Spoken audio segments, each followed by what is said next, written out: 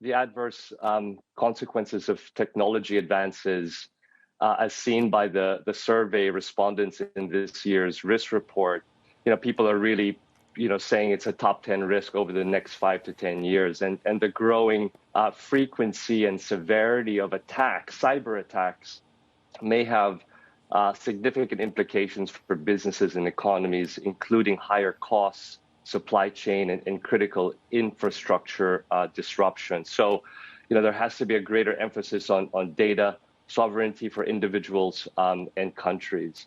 I think that, the major message there is, companies should really keep their digital infrastructure up to date and invest in sophisticated and robust cybersecurity capabilities.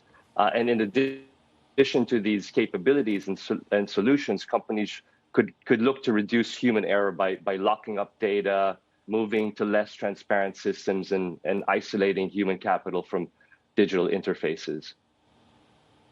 David, you also raise the risk of workforce pressures in light of global barriers to migration. You throw in expectations that we could see lobbying across the world amongst unions and workers for higher wages. And is that the recipe for industrial action? Yeah, there are three potential barriers to, I guess, what we're calling cross-border migration. The post-pandemic effects on international mobility. If you think about restrictions on international movement due to the pandemic still remain in 32 countries.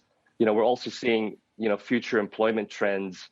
The WEF Future of Jobs report found that 50% of employers globally plan to automate tasks in response to COVID-19, and estimates that around 85 million jobs will be destroyed by automation by 2025. And then you obviously just have the increased national interest postures of many countries. So, at a time of global and regional divergence, migration really could foster economic integration, and international mobility could narrow, I guess, what we're calling inequality within and between countries by being able to match job seekers in origin countries, with vacancies abroad, such as healthcare, renewable energy, and transportation. So it's core. We have to make sure we get the global migration back rather than shutting borders.